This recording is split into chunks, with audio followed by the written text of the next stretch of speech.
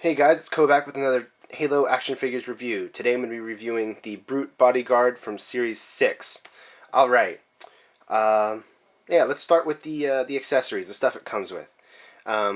Since he is from the Metal Edition, he does come with a medal. From if you've played Firefight or multiplayer for Halo, you know this is the double kill medal. Has the Halo 3 logo on the back, of course. Double kill, pretty cool.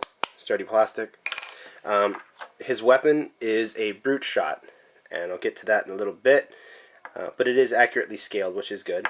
And he also comes with a spike grenade. Now, the spike grenade, unlike the plasma and frag grenades, can't actually attach to the figure. It does not have anywhere that there is a hole, you know, for the peg to go through, so it could like attach to a leg or something. So that is kind of disappointing, but you know, somebody can hold this, a figure can hold this.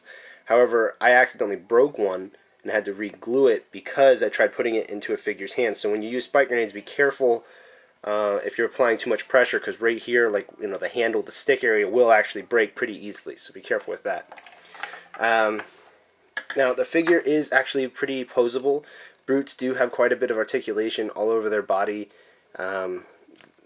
ankle, knee, a little bit right here, the thigh, wrist, elbow, shoulder, torso a bit, and then neck.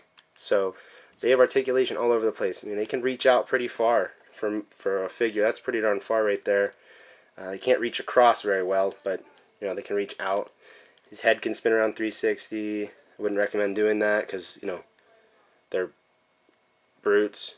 That's as high as he can look up. He can look down a little bit without his helmet. And if you see this yellow stuff, it's mounting putty that I put on to keep his helmet on so that it wouldn't fall off. So, you know, you can shake it. Most of the, well, several of the brutes that I have keep their helmets on rather well. Other times, they fall off too much. So I use some of that mounting putty, which you can find like at Walgreens and office stores. They might have them at department stores too, like Target or Walmart, but it's called mounting putty, and I think it has another name. I used to call it sticky tack when I was in school. That's what all the other kids called it. So, you know, it goes by multiple names as far as I'm concerned. His legs, he can't really kick too far forward because of his armor right here is blocked by his piece of his armor right here on his waist. So it kind of blocks it. But I mean, you could rotate it a bit and get his leg to go out a little bit further. And then his leg can reach that far back. So it's not a total lot of articulation. It's similar to the Elites, but at least he does have some articulation. And since they put some in the feet, you can, you know, help get him to stand on his own. Now for his weapon, it is the brute shot. Now, one of the things you'll probably notice real quick is that it doesn't have anywhere for him to actually hold it. Not at all. They give some of the Spartan 2s from like the multiplayer colors brute shots, but they can't hold them. Nobody can hold them. They can hold the handle, but they can't hold where the main part of the weapon cannot be held. So what I had to do with my brute, since I couldn't get them to hold their brute shot, was to use some of the mounting putty, put it, you know, on the inside, and then just stick it to his hand, and then he'd be able to hold it. And that's really upsetting that they did that. I don't know why McFarlane did that. I think that's really poor that the figures who get a weapon can't actually hold their darn weapon. I think that's stupid. And that is, it's retarded. Why make something that they can't hold? But the other bad thing about the brute shot, as far as the brute goes, is that he has, you know, it comes with the little plastic pegs that you can stick it on like their back. The brutes don't have pegs on their back or their legs. These brutes don't. The brute stalkers had a peg on their leg, but the brute war chieftain had none, and either does the brute bodyguard. So they have nowhere to even stick their weapons. So you could also, if you bought a pack of mounting putty, I know I keep saying that, but when it comes to brutes, that's the brute bodyguard. That's kind of how you have to go if you don't have many other weapons or ideas for anything else. Take some of the mounting putty, and you could stick it to their back. You could take the spike grenade and put it on their leg. Or on their back. I mean, you know, you got some other choices of stuff you could do. Now, one thing is, if you have a plasma rifle, I found that you can actually get it into a brute's hand, as you can see here. Now, the way that I did that was I used a blow dryer. I put it on high, high heat and on high speed, and blew it on the hand. Let it run for, I don't know, a minute.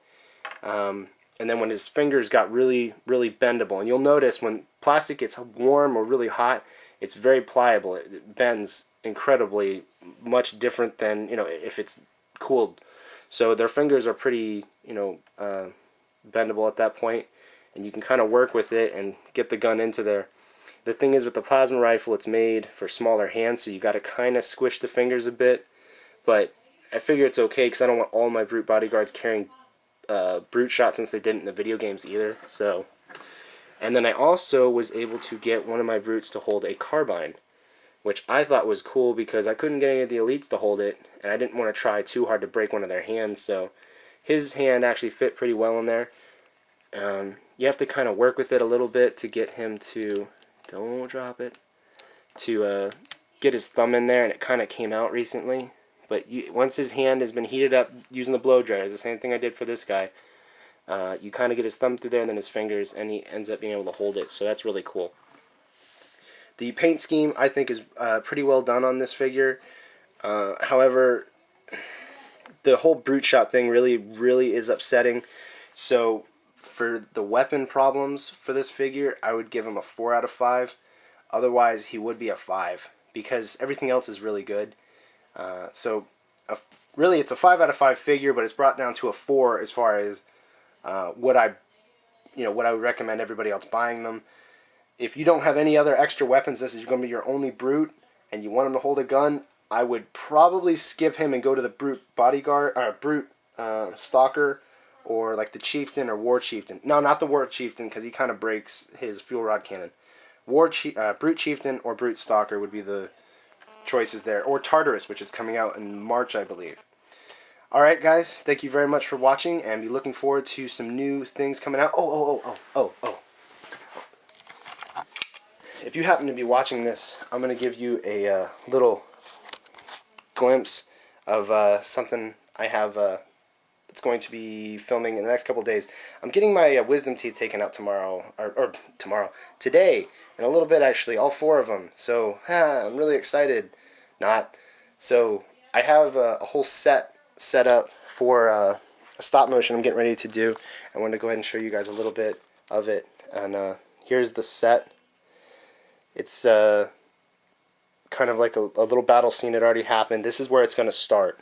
So you guys are getting a behind the scenes quick little look at the way everything's going to be. There's a guy under that mongoose, which is cool. The way everything's going to start. Alright guys? So, thank you very much for watching, and be looking forward to more reviews coming out in the next couple of days after I can talk again. Alright? So, take care. Thanks for watching.